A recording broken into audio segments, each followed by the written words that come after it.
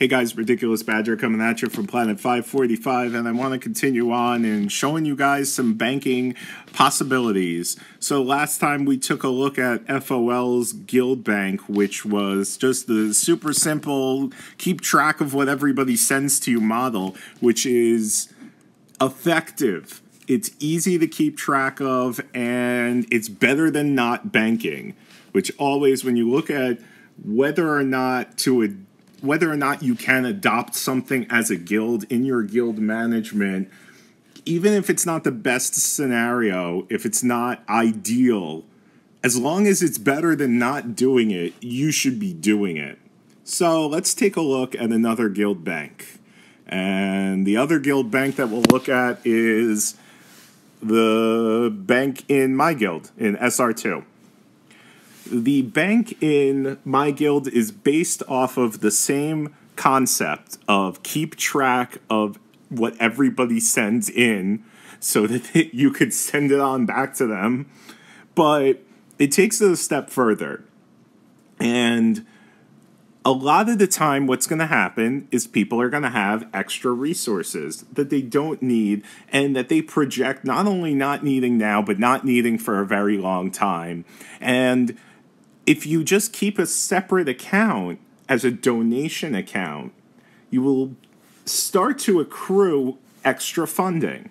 And an extrapolation of that is that instead of just keeping a donation account, well, you could have standardized donations that your pilots or your members are encouraged to send. In SR2, we have a weekly donation that is applied to any account that the bank is holding in the ledger.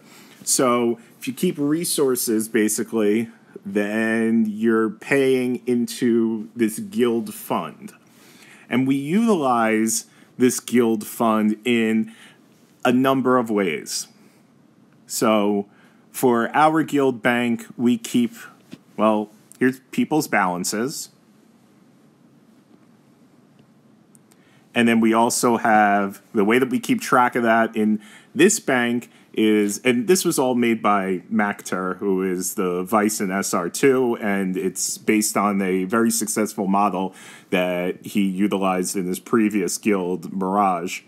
So we keep track of people's transactions in a running log, which allows us to keep some better records than the base model that I showed you last time. So you can utilize these donations, and you'll see every once in a while super fund paying in or paying out, because we could utilize this extra funding in a variety of ways. You can institute programming in your guild to incentivize good behavior or specific behavior. You can offer people loans versus your currently held resources. So if somebody says, hey, I need an extra 5 million electricity to get this upgrade, can I take a loan out from the bank? And then the bank says, sure, I have enough electricity, I will loan it to you, but you're going to have to pay some interest. So now you're utilizing that resources that you have on hand, and you're leveraging that for more resources. So another way that you could utilize that is that you could have the bank could put resources up on the market in order to get different resources, and it could leverage the current exchange rates to, buy low and sell high. Easy. You can also institute contests in your guild and prizes for people's birthdays, and these are all things that help to boost morale and keep up that cadence of it being positive to be in your guild. So yes, you're going to have to pay weekly a flat rate, and it's not that much. We do 1.5 million per resource, food, parts, electric, gas, and 1 million for cash per week. But all of that adds up to a huge amount.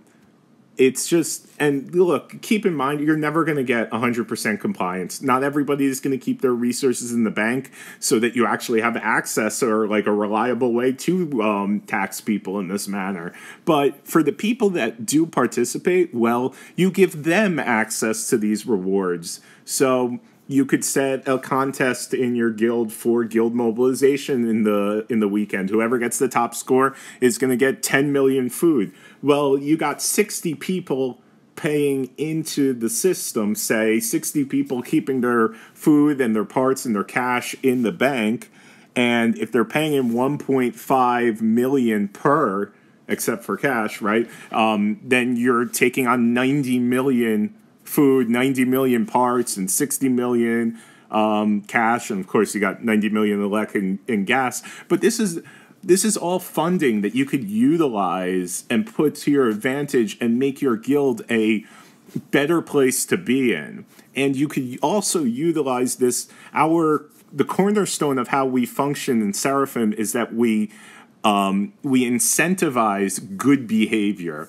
So if we need people, let's say we need people to build up a bullet, for example, we can have people post their current bullet gear set as a screenshot in our server's Discord, and whoever increases their accuracy most in a week, we could give them a prize for 5 million food and parts. Or we could have people post their current T1 Ranger count, and whoever gains the most in the week, you get some food and parts. So it's leveraging the assets of the guild as a whole against where you need the guild to eventually be. And so that's another layer that you could add on top of just the standard banking system of keeping your resources safe and out of the enemy's hands. The enemy would take those resources and they would use it in a haphazard way to increase their war machine against you. Meanwhile, you're protecting those resources and leveraging it in a pointed way against the enemy in the war machine that you create.